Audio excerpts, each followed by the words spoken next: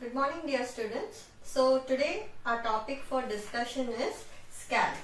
So today we are going to discuss scalp and the lesson plan will go like this. Initially we would see what are the boundaries of the scalp, and we will be discussing about the layers of the scalp, and then we would see what is the blood supply and nerve supply of this scalp.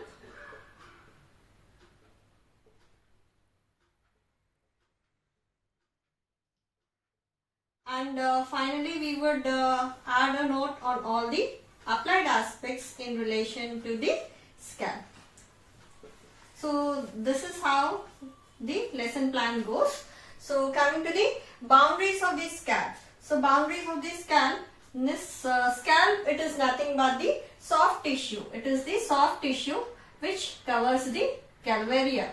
What is calvaria? Calvaria is nothing but the skull cap. So this is scalp is the soft tissue which is covering the calvaria of the skull. So boundaries from which place to which place we call it as the scalp. So anteriorly is the supraorbital margin. Supraorbital margin. Okay. So this is the supraorbital margin. Anteriorly is the supraorbital margin, and the posterior limit of the scalp is the external occipital protuberance,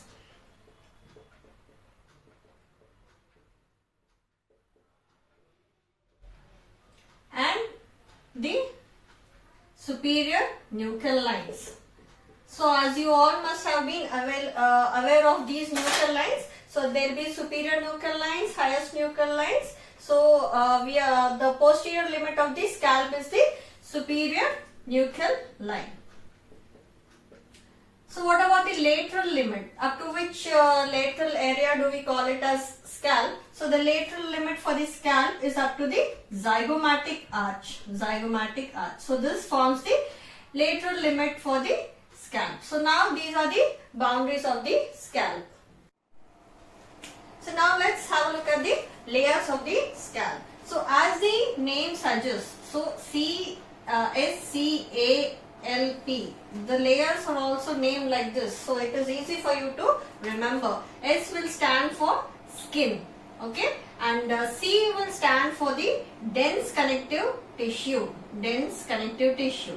Now A stands for aponeurosis. So the aponeurosis here, it is given a specific name as Galea aponeurosis. Galea aponeurosis. And L will stand for the loose connective tissue. Mind you, this is the dense connective tissue, and here you are having the loose connective tissue. And the fifth layer of the scalp is pericranium. Pericranium or the periosteum of the skull. So here goes the 5 layers. So this is the first, second, third, fourth and fifth layers of the scalp. So this is how we remember the 5 layers. So we will discuss about the features of the individual layers of the scalp. So initially, as I told you, S stands for skin. So the skin here, it is the thick skin, thick type of skin. All of you must be knowing that be thin skin and thick skin, and the skin of the scalp is thick variety, and it has numerous hair follicles. All of you are aware of this. So it will have numerous hair follicles with numerous sweat glands and sebaceous glands. So because of the presence of the numerous sebaceous glands, this skin is the commonest site for the sebaceous cysts. So this comes under the applied aspects. So we will all enumerate all the applied aspects in the end. So this is about the skin. So coming to the next layer, that is the dense connective tissue. So when you come to the dense connective tissue, as the name suggests, it is made up of tightly packed subcutaneous tissue. Tightly packed subcutaneous tissue. And in between this, you have got the major blood vessels and nerves of the scalp. So all the blood vessels and nerves of the scalp, they are located in this dense connective tissue. So in between you will be having the dense connective tissue in between. Okay. So the feature of this of the scalp is this dense connective tissue which is there. It is almost adherent to the walls of the vessels, that is to the arteries and the veins. So because of that, even a small injury to the scalp, even if you have a minor cut of the scalp, because these walls are adherent to this connective tissue, they tend to bleed profusely. So what you have to do? You have to give pressure against the skull bones. So then you can arrest the bleeding. So profuse bleeding is the feature here because of the adherence of the walls of the vessels to this dense connective tissue. So this comes under the applied aspect or the special feature in relation to the second layer of the scalp. Next, moving on, the third layer of the scalp. As I told you, A will stand for aponeurosis, and here there is a special name given to the aponeurosis, and that is the Galea aponeurosis, and this is also called as epicranial aponeurosis. Both mean the same. So suppose if you get a question like Galea aponeurosis or epicranial aponeurosis, it means the same. So what is this aponeurosis? So in this third layer, we have got a muscle which is called as occipitofrontalis muscle. Occipitofrontalis muscle.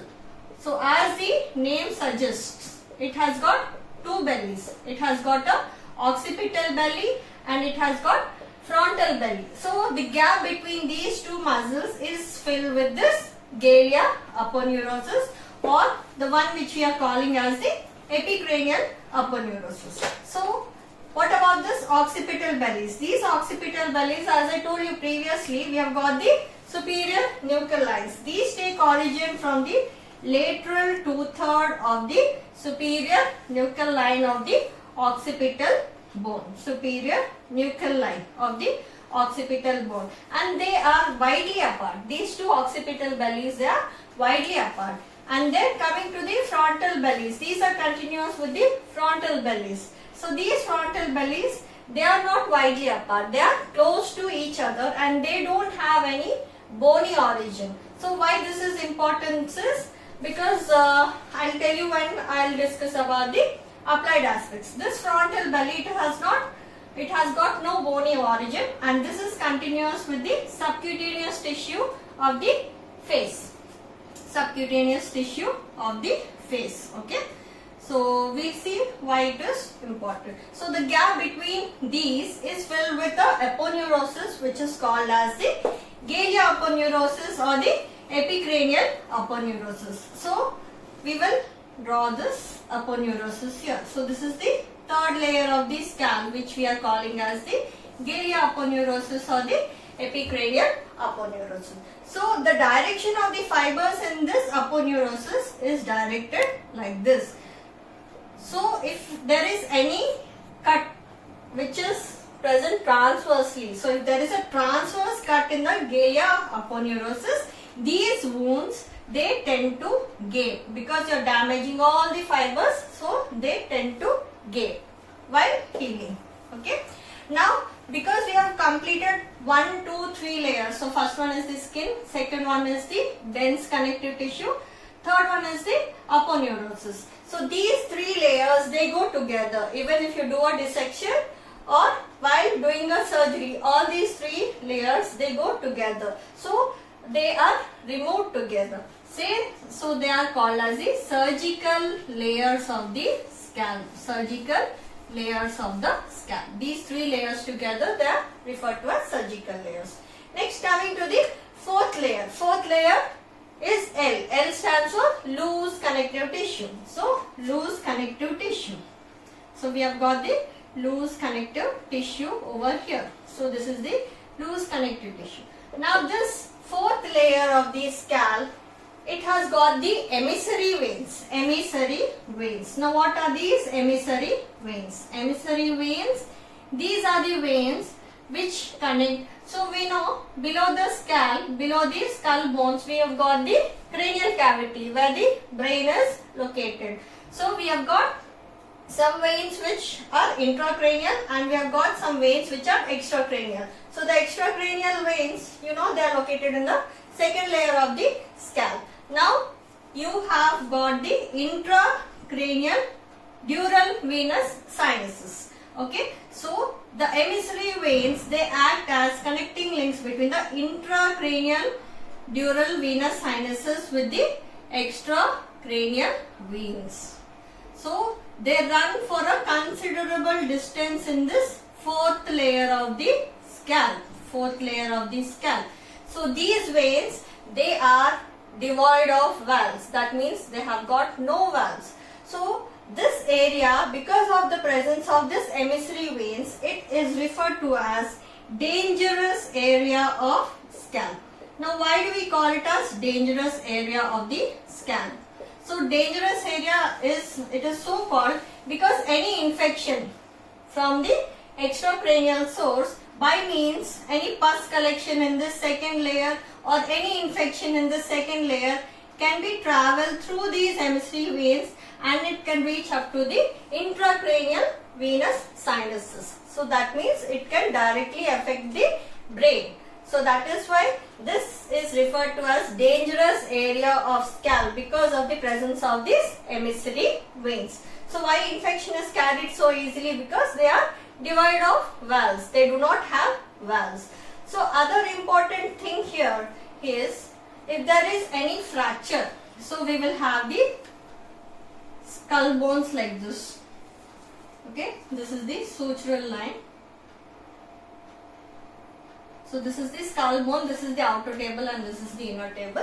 So if there is any fracture of the skull bones, so initially the blood gets collected in this fourth layer of the scalp. So unless there is complete collection of blood in this area, there won't be any signs of cerebral compression. Only after there is complete collection of blood in this complete fourth layer of the scalp, then only you will see signs of cerebral compression. So that is why this is called as a safety valve hematoma. It acts like a safety valve hematoma. Okay, and other than this, any fractures of the skull in children, with the fracture of the skull bone and tearing of the dura mater, there can be a leak of CSF. So that will lead to a cephal hematoma.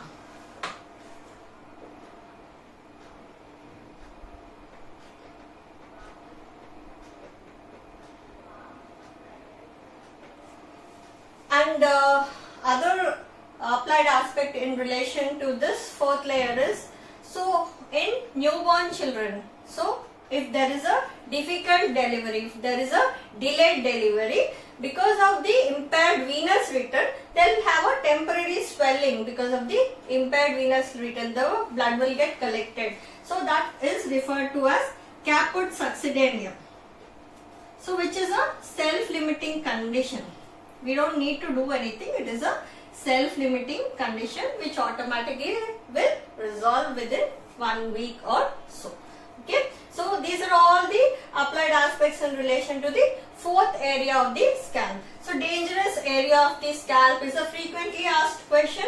So if this is being asked, you should be able to explain why this is called as the dangerous area of the scalp. So now here one more important thing is, when there is collection of blood below this aponeurosis, subaponeurotic collection of blood. So in my previous part I told you, the frontal belly is not having any bony attachment. It is directly continuous with the subcutaneous tissue of the nose and with the eye. So any blood which gets collected here in the subaponeurotic area will directly percolate and it will get collected around your eye, and this will give rise to the typical black eye appearance. Black eye. So you must have seen in people who have got a head injury, they will be developing a black eye. That is because of this collection of blood around the eye, because the frontal belly is not having any bony attachment. It is continuous with the subcutaneous tissue. So the blood will directly get collected around the eye, and later on it will give rise to this black eye appearance. So this is about the fourth layer of the scalp. Now coming to the fifth fifth layer. Fifth layer is nothing but the pericranium. Pericranium.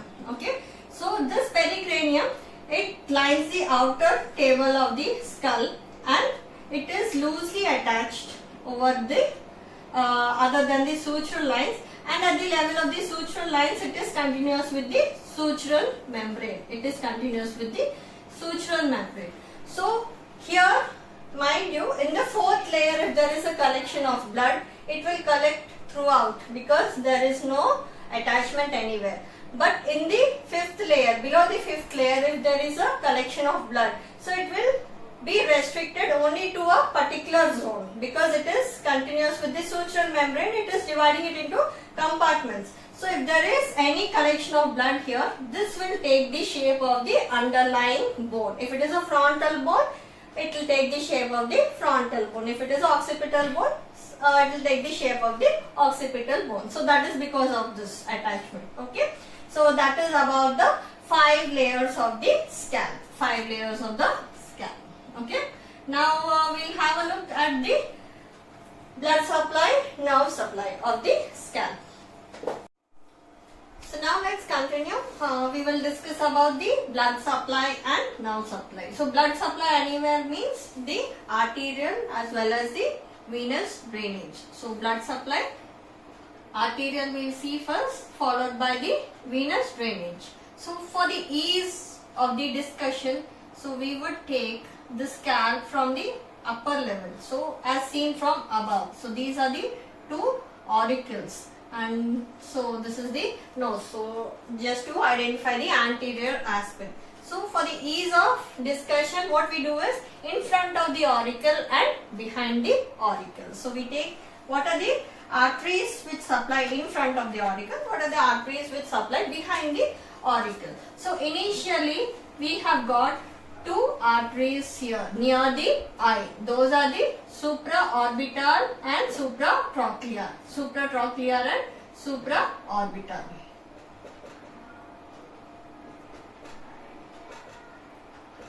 So these 2 arteries, these are the branches of the internal carotid artery. And then the other artery is the superficial temporal artery. Superficial temporal artery, which just runs in front of the tragus of the ear. So this is the branch of the external carotid artery. And then we have got the posterior auricular artery and the occipital artery. These are also branches of the external carotid artery. So this is the superficial temporal artery. This is the posterior auricular artery behind the auricle, and this is the occipital artery near the occipital region. These 3 arteries are the branches of the external carotid artery. So if you notice carefully, there is a anastomosis between the branches of the internal carotid artery and external carotid artery at the level of the scalp. So they form the anastomotic network. So the vertex of the scalp is the place where the branches of the external carotid artery will anastomose with the branches of the internal carotid artery. So coming to the venous drainage. So venous drainage of the scalp. So we have to take a look at the lateral aspect. Lateral aspect. So we will just have a look at the lateral aspect. So the 2 veins, supratrochlear and the supraorbital veins, they will unite to form the angular vein just at the lateral margin of the nose, and then they will continue downwards as the facial vein. Supratrochlear vein and supraorbital vein, they are uniting to form the angular vein, which will continue further as the facial vein. Now here the maxillary vein will unite with the superior temporal vein to form the retromandibular vein. Now this retromandibular vein will divide into anterior division and a posterior division. It will divide into an anterior division and a posterior division. Now this facial vein will unite with the anterior division of this retromandibular vein to form the common facial vein. Here onwards it is called as the common facial vein, which will finally drain into the internal jugular vein. This is the internal jugular vein. So for the scalp, the supratrochlear vein and the supraorbital vein will unite to form the angular vein, which will continue as the facial vein. Now this facial vein will combine with the anterior division of the retromandibular vein to form the common facial vein, which will finally drain into the internal jugular vein. So this is about the venous drainage of the scalp. Okay. Next, moving on to the nerve supply of the scalp. So we can mark the nerve supply in this diagram itself. So in front of the ear and behind the ear. So in front of the ear, same. So you will have the supratrochlear and the supraorbital nerves. Supratrochlear nerve and supraorbital nerve. Okay. So as a whole, 10 nerves will be supplying the scalp. 5 in front of the ear, 5 behind the ear. Okay. So the other ones here, out of these 5, 4 are sensory and 1 will be motor. So motor to the frontal belly and to the occipital belly. So coming to the nerve supply, there will be 10 nerves which will be supplying the scalp, 5 in front of the ear, 5 behind the ear. Out of these 5, 4 will be sensory and 1 is motor. So why in front of the ear? We have got the supratrochlear nerve and we have got the supraorbital nerve and we have got the zygomatico-temporal nerve and we have got the temporal branch of the facial nerve.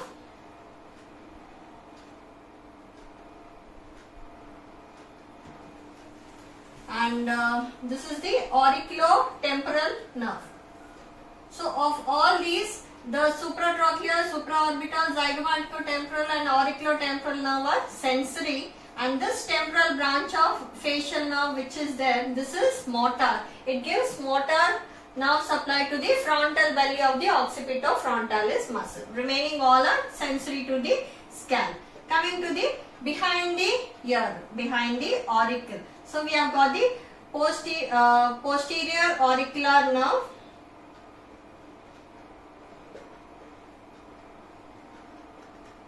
So this is the motor nerve of the posterior aspect. So this is the posterior auricular nerve which will supply the occipital belly of occipitofrontalis muscle. So this will supply the motor supply. Remaining all will be sensory. The lesser occipital, great. So nerve supply behind the auricle. It is supplied by 5 nerves as I told you. So it is the great auricular nerve, and then you have got the posterior auricular nerve which is the only motor nerve which supplies the occipital belly of the occipitofrontalis, and then you have got the lesser occipital nerve, greater occipital nerve and the third occipital nerve. So remaining 4 are sensory. Okay. So coming to the applied aspect in relation to the nerve supplies, the scalp is richly supplied with nerves which is where there is an overlap of trigeminal nerve and facial nerve. So that is why any surgeries of the scalp are preferably done under general anesthesia. You cannot do it under regional anesthesia. So that is the reason, because there is an overlap of the nerve supply. And coming to the blood supply, the applied aspect in relation to the blood supplies, the scalp is supplied by 5 sets of arteries. Okay, and there is a rich vascular supply to the scalp. So any wound, when it is again repaired, it easily, if you put a graft also, it easily gets success because of this rich vascular blood supply. So as a whole, if we have to discuss about the applied aspects in relation to the scalp, so as I told you about the skin, we have got the sebaceous cyst. It is the common site for the sebaceous cyst. Coming to the second layer of the scalp, because of its attachment of the blood vessels to the dense connective tissue, any minor injury to the scalp will bleed profusely. So you have to give a pressure in order to arrest the bleeding. Coming to the third layer, Galea aponeurotica. So if there is a transverse cut in this Galea aponeurotica, the wound, it tends to gape. And next is the fourth layer. There are many things here. One is the dangerous area of the scalp, as I mentioned previously, because of the presence of the emissary veins, and caput succedaneum in newborns, cephal hematoma, and safety valve hematoma. All these are the applied aspects in relation to the fourth layer. So fifth layer is again the same cephal hematoma. The hematoma takes the shape of the underlying bone because of the attachment of the pericranium to the sutural membranes at the level of the sutures. Okay, so these are all the applied aspects in relation to scalp. So the applied aspect in relation to this venous drainage is, so this facial vein which is there, by means of a deep facial vein and by means of the superior ophthalmic vein, it gets connected to the cavernous sinus. So any infection from the facial vein can directly spread to the cavernous sinus. So that is one important thing. And other one is emissary veins, which we have mentioned. There are two different types of emissary veins. One is the mastoid emissary vein and other one is the parietal emissary vein. They are two in number on either side. The parietal emissary vein, it connects the extracranial, that means the veins of the scalp, with the superior sagittal sinus. And this mastoid emissary vein, which is present behind near the mastoid process, so that will connect the veins of the scalp with the superior sagittal sinus. Okay, so infection from here, from the extracranial, that is from the scalp, can spread through to these sinuses, intracranial venous sinuses. So this is about the venous drainage. Now for anything would not be complete without the lymphatic drainage. So the lymphatic drainage of the scalp, it is again same, divided in front of the auricle and behind the auricle. In front of the auricle, it drains into the preauricular group of lymph nodes. These are otherwise referred to as parotid group of lymph nodes. And the part of the scalp behind the auricle, it drains into the post-auricular group of lymph nodes, and these are otherwise referred to as the mastoid group of lymph nodes. So this is in total about the scalp and its applied aspects. Thank you.